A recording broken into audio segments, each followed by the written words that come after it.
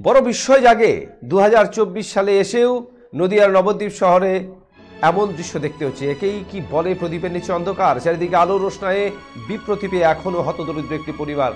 বাড়িতে পৌঁছয়নি বিদ্যুতের আলো। অগত্যা পড়াশোনার জন্য রাস্তার আলোকেই বেছে নিতে হলো নবদ্বীপের ছোট্ট একটি মেয়েকে। 9টা বছর পার করে 10 বছরে পা দিয়ে এখনও বিদ্যালয়ের মুখ দেখেনি প্রিয়াঙ্কা।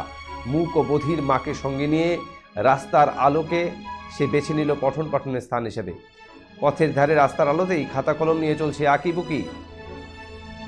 ঘড়ির কাঁটায় তখন 11টা ছুঁই ছুঁই। প্রিয়াঙ্কা নির্বিকারভাবে এক মনে খাতা এঁকে চলেছে বিভিন্ন ড্রয়িং। এমনই এক করুণ দৃশ্য চোখে পড়ল চৈতন্যভূমি নবদ্বীপের ব্যস্ততম এলাকা হীরালাল পাল রোডে। জানা গিয়েছে নবদ্বীপ পৌরসভার 4 নম্বর ওয়ার্ডের বাসিন্দা এই শিশুকন্যার নাম প্রিয়াঙ্কা ঘোষ। বাবা অসুস্থ, মা মূক ও বধির। এহেন পরিস্থিতিতে পড়াশোনার ইচ্ছে থাকলেও উপায় নেই। দুমুঠো অন্ন জোগাতে মায়ের সঙ্গে সকাল সকাল বেরিয়ে পড়তে হয় এই ধাম শহরের বিভিন্ন প্রান্তে। সারাদিন চেয়ে চিনতে যা জোটে তাতেই চলে 3 জনের সংসার।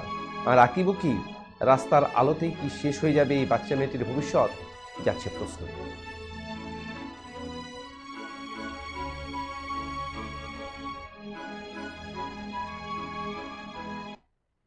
ড্রয়িং করছো কেন জোরে?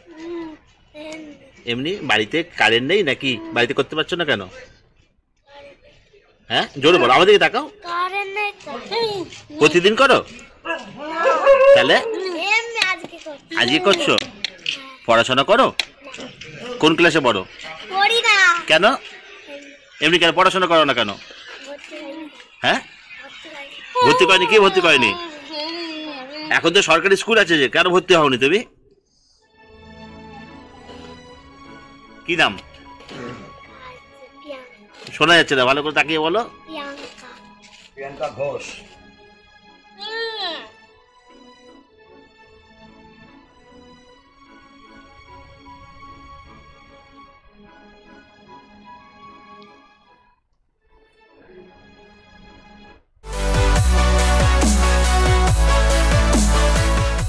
আমাদের শক্তি আপনাদের নির্ভরযোগ্যতায়, আমাদের ওই সততা আপনাদের বিশ্বস্ততায়।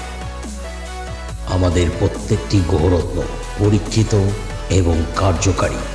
স্বর্ণ শিল্পের শিল্পী Dutta jewellers, PS road, hotel BD building, Cooch Behar.